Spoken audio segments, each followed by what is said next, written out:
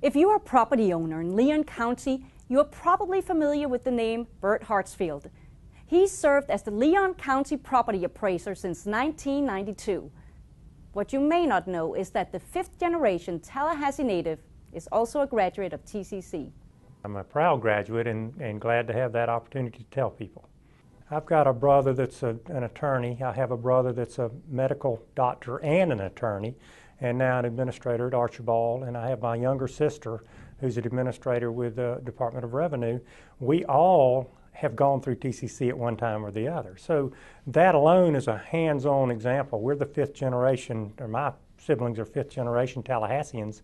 This job of this constitutional office is to value and identify and notify each individual of their value for ad valorem purposes, and that is a value so that a taxation can be placed on that.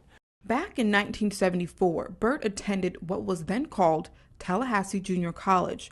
He says that the philosophies of the college's first president, Dr. Fred Turner, left a lasting impression.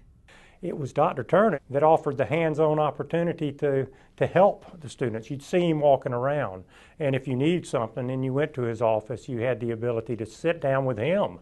But with that same philosophy that he had, we're able to use that. We've just mirrored it in our organization up here, and it's been it's a successful model to follow. And there's proof that the model does work. In February of 2012, Bert and his staff were honored by the International Association of Assessing Officers with the Certificate of Excellence in Assessment Administration.